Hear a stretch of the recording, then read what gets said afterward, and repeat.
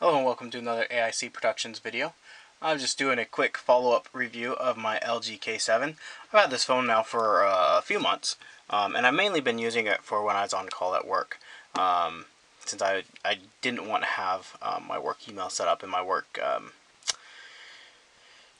restrictions and access set up on a phone I normally use. But I have been using this phone now. I use it every few weeks when I'm on call, like I said. And I really do like this phone. There's a lot of things I do like about this phone. First of all, I like its size. And we get a bunch of notifications here because it's been off for a little while. Because I've been on call for a few weeks, but I'm going back on call here soon. I like its overall size. It fits well in my hand. I don't have the biggest hands in the world. I do wear a size large glove. And it is a 5-inch screen, and it fits well. It's also curved on the back. It's got rounded edges, which makes holding the phone a lot nicer in your hand. It also has a very nice textured back. Now, I do have a Poetic case for it, which also gives a nice texture here on the edges, and this difference in texture here with these lines that bump out just a little bit. It makes it easier to hold the device, and holding a device is important. You want something that fits in your hand so you don't drop it. Last thing you want to do is be dropping a phone, regardless of how inexpensive the phone is.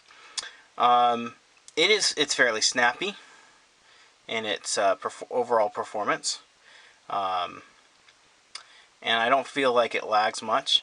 I don't have a very fast SD card in here. I'm actually planning on switching that out here fairly soon because the performance of the SD card, anytime I access something specifically on the SD card, it definitely lags, and that's because of the card itself. I do have a new one I need to install. One thing I do like a lot about the device is the location of the power and the volume rocker. When I first bought this phone, I didn't think I'd like it, but now that I've used it a lot longer, it actually feels very natural, and the buttons are very separated, and so when you just put your finger over that, you definitely know what you're touching, with the power button being in the center and the up and down volumes being above it and below it. And I think this is a very smart design. When LG first started doing this, I thought it was kind of silly that that's where the buttons were, but now that I've actually used it, I'm surprised more companies haven't at least tried to implement something similar, with the buttons being on the back. Maybe that's because it's a trademark or copyright or something like that. What's the word I'm looking for?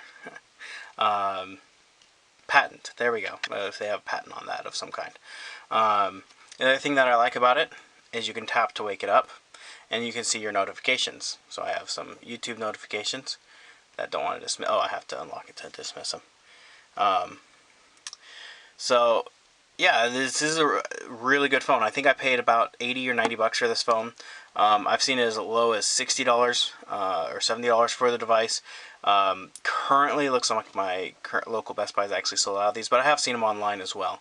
So if you're looking for an inexpensive Android smartphone, I definitely think this is one of the better ones out there for the price. Obviously, if you're going to spend 2 to 3 times the money, you're going to get a little bit better phone. But for that $100 or less, this is definitely a good one. I've tried a few. I tried a couple of Kirosias and a Samsung, and I didn't like them as much. I didn't think they were designed as well. This feels, even though it's an inexpensive phone, it feels fairly premium. It's got nice materials on it. It has nice looks on it, and it's held up really well. I do have a case for it, but I haven't had the case for very long. I've used it without a case, and it doesn't have any obvious signs of wear. And again, I don't use it very heavily, but I don't use any of my phones super heavily.